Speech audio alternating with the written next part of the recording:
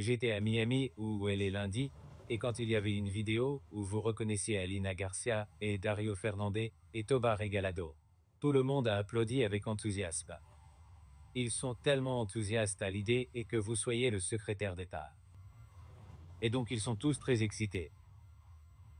L'autre chose qui les enthousiasme, c'est qu'ils ont quelqu'un qui va se soucier du Venezuela, de Cuba, d'Haïti et du Nicaragua, de tous les problèmes parce que vous avez été si vocal. Alors je suppose que vous pouvez simplement passer en revue un par un et dire juste, je veux dire, regardez, nous savons ce qui est quoi, alors quelles sont nos options? Pas que vous sachiez exactement ce que vous ferez, et beaucoup de ces décisions seront prises par d'autres.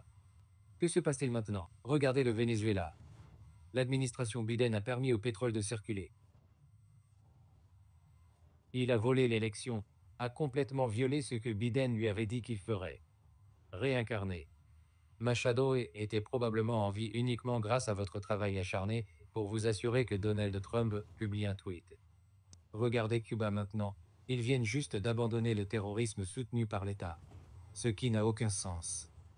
Nous avons des gens comme Jose Daniel Fer en prison. Des enfants de 14 ans en prison pour des manifestations pacifiques. Donnez-moi vos idées sur ce qui est possible. Prenons-en un. Mais commençons par Haïti car, à bien des égards, c'est globalement complexe. Et je pense que le président y a fait allusion il y a un instant. Il y a un problème fondamental en Haïti, et c'est qu'il n'y a pas de légitimité de l'autorité. Et je dis cela en reconnaissant que certaines forces de police nationale en Haïti ont été très courageuses. Malgré le fait d'être en infériorité numérique et en armement, ces hommes et ces femmes sont restés à leur poste et ont riposté contre les gangs armés. Vous savez, quand la personne la plus puissante d'un État-nation est surnommée Barbecue, ce n'est pas bon. Et ce type n'est évidemment pas nommé ainsi pour de bonnes raisons. Ce n'est pas un cuisinier. Ce sont des gangs dangereux opérant en Haïti qui ont déstabilisé non seulement Haïti, mais menacent la République dominicaine. Sans parler de la pression migratoire qu'elle exerce sur les États-Unis, les Bahamas et d'autres endroits de la région. Il n'y a pas de solution facile. Les Kenyans sont là et je vous le dis, je pense qu'ils méritent beaucoup de crédit pour être prêts à entreprendre cette mission. Ces derniers jours, des missions de divers autres pays sont arrivées, dont le Salvador, pour contribuer en quelque sorte à cet effort. Je ne pense pas que quiconque puisse vous dire qu'ils ont un plan directeur pour résoudre cela du jour au lendemain. Je pense que cela commence par la stabilité et la sécurité. Vous devez établir une sécurité de base, et cela ne viendra pas d'une intervention militaire américaine. Dans la mesure où nous pouvons encourager des partenaires étrangers, y compris dans l'hémisphère occidental, à contribuer à la stabilité et à la sécurité en Haïti, pour explorer les opportunités d'un gouvernement de transition légitime, menant à des élections et à des organes de gouvernance pour construire un État-nation durable. Mais cela prendra du temps. Et j'ai dit cela avec tristesse dans mon cœur. Il y a eu de bons moments, il y a eu de mauvais moments et de pires moments en Haïti. Mais malheureusement, il n'y a pas vraiment eu d'âge d'or dans l'histoire d'Haïti. Et votre cœur se brise pour ces gens et pour ce qu'ils ont traversé. Mais vous aussi, en tant que décideur politique aux États-Unis, reconnaissez les implications que cela a eu dans notre pays. Ce n'est pas seulement à cause des pressions migratoires qu'il exerce sur nous, mais comme je l'ai souligné plus tôt, la menace qu'il pose quotidiennement pour déstabiliser la République dominicaine. Vous avez mentionné le Nicaragua. C'est une situation très étrange, faute d'un meilleur terme.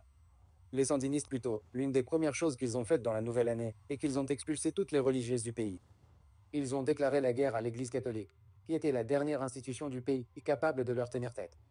Mais maintenant, ils ont commencé ce processus de modification de leur fausse constitution pour créer essentiellement une dynastie familiale afin qu'Ortega et sa femme soient désormais coprésidents. Il n'y a pas de démocratie. Elle a été complètement anéantie. Ils ont littéralement envoyé des avions de figures de l'opposition ici ou aux États-Unis et dans le monde. Ils ont arrêté quiconque s'inscrivait pour la présidence. Ils vous mettent en prison. C'est un grand défi. Mais notre intérêt national est le plus mis à l'épreuve. Premièrement, en raison de la pression migratoire.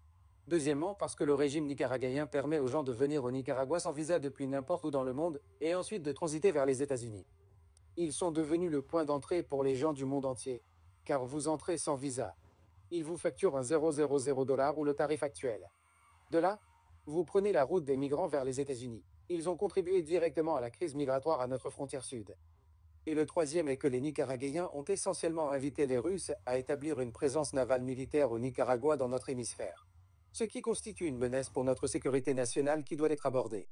Malheureusement, le Venezuela n'est pas gouverné par un gouvernement. Elle est gouvernée par une organisation de narcotrafic qui s'est emparée du contrôle d'un État-nation. Et nous avons vu, je crois, plus de 7, 8, 9 millions de Vénézuéliens quitter le pays. Plus sont attendus à partir. J'étais en désaccord avec l'administration Biden, car ils se sont fait avoir comme je le prévoyais. Ils ont négocié avec Maduro. Il a promis des élections. Elles étaient fausses. Ils ont utilisé la migration contre nous pour obtenir des concessions. Et maintenant, ils ont la licence générale, où des entreprises comme Chevron injectent en fait des milliards de dollars dans les coffres du régime. Et le régime n'a tenu aucune des promesses qu'il avait faites. Donc tout cela doit être réexaminé, car au Venezuela, vous avez la présence russe et une forte présence iranienne. Les Iraniens, en fait, explorent ou commencent à construire des usines de drones pour la fabrication de drones iraniens dans notre propre hémisphère. Sans parler de la longue pratique du régime vénézuélien consistant à fournir de véritables mais illégitimes passeports à des agents du Hezbollah dans notre propre hémisphère. Et enfin, et je laisse cela en dernier à Cuba, parce que c'est celui qui a été le plus durable. Le problème à Cuba, fondamentalement, est que malgré le fait d'être un régime communiste et que le marxisme ne fonctionne pas, ils ont décidé et pensé qu'ils créeraient cette société holding. Elle s'appelle Geza. C'est une entreprise détenue par l'armée cubaine qui possède tout ce qui rapporte de l'argent à Cuba. Si cela rapporte de l'argent à Cuba, ils le possèdent et cela génère des revenus pour eux. Le Miami Herald vient de faire un reportage sur Geza. Et tandis que vous avez des coupures de courant et tous ces autres problèmes économiques à Cuba, Geza est assise sur des milliards de dollars qu'ils ont générés pour leur permanence. En 2017, l'administration Trump a sanctionné Geza. Malheureusement, l'administration Biden a levé certaines de ces sanctions et restrictions il y a quelques années, augmentant ainsi l'argent qu'ils ont pu générer par la manipulation des envois de fonds et autres. Et hier, l'administration Biden a annoncé qu'elle annulait toutes les sanctions sur Geza. Vous pouvez faire des affaires avec un Cubain indépendant, mais pas avec le régime. Hier, ils ont levé les sanctions.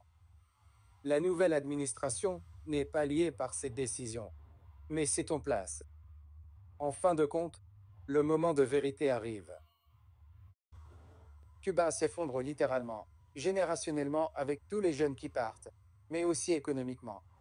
Ils vivent maintenant avec des coupures de courant tournantes de 20 et 21 heures, et certains jours plus longtemps, parce que le marxisme ne fonctionne pas, parce qu'ils sont corrompus et parce qu'ils sont incompétents. Et ils vont devoir faire un choix. Ceux qui sont en charge là-bas, s'ouvrent-ils au monde? Permettent-ils à l'individu cubain de contrôler son destin économique et politique, même si cela menace la sécurité et la stabilité du régime? Ou préfèrent-ils s'entêter et dire qu'ils préfèrent être les propriétaires et les contrôleurs d'un pays du quatrième monde qui s'effondre et qui a perdu 10% de sa population au cours des 2 dernières années? Et c'est la dynamique à laquelle ils font face actuellement. J'espère qu'ils choisiront la voie de l'autonomisation de l'individu cubain pour qu'il ait la capacité de faire avec. Pratiquement chaque. Les peuples de pratiquement tous les autres pays de l'hémisphère ont pu le faire au moins une fois au cours des 60 dernières années, et certains plus d'une fois. Et c'est élire leurs dirigeants, voter pour leurs dirigeants. Réfléchissez à ce qui s'est passé ici aujourd'hui. Les Cubains n'ont aucune idée de ce que c'est d'avoir une figure d'autorité ou quelqu'un en charge du pouvoir comme moi en tant que sénateur américain assis ici, devant répondre aux questions de ses collègues et aussi avoir des gens à l'arrière qui crient et protestent contre vous. Vous ne pouvez pas faire ça à un fonctionnaire cubain. Vous ne pouvez pas remettre en question leurs décisions. Le peuple cubain n'a jamais pu participer à un processus politique depuis presque 70 ans maintenant. Et ils y ont droit autant que les peuples de Colombie, d'Argentine, du Paraguay, du Pérou et de pratiquement tous les autres pays de la région en ont bénéficié. Alors supposons que vous ayez ce poste. Vous êtes confirmé pour 4 ans. Quelle serait votre définition du succès? En ce qui concerne votre travail, l'alignement de notre politique étrangère sur nos intérêts nationaux a été défini. La sécurité et la prospérité du peuple américain. Et c'est d'ailleurs, je définirais cela comme étant un succès pour le pays. Ce que je définirais comme un succès pour le département d'État, c'est rendre le département d'État à nouveau pertinent. Malheureusement, et je pense que je l'ai partagé avec vous lors de certaines de nos réunions avec beaucoup de mes collègues, ce qui s'est passé au cours des 20 dernières années sous plusieurs administrations, c'est que l'influence du département d'État a diminué au profit d'autres agences et aussi des conseils de sécurité nationale, parce qu'il faut tellement de temps au département d'État pour agir. Et donc, vous cessez d'être invité aux réunions et ils arrêtent de vous confier des responsabilités, car cela prend trop de temps pour un résultat. Donc, nous voulons que le département d'État soit à nouveau pertinent. Et il devrait l'être. Car le département d'État regorge de personnes talentueuses qui sont des experts en la matière et qui ont des compétences en diplomatie.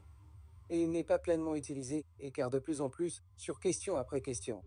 Nous avons vu le département d'État marginalisé en raison de l'inertie interne, à cause de la structure. Donc, nous devons y arriver.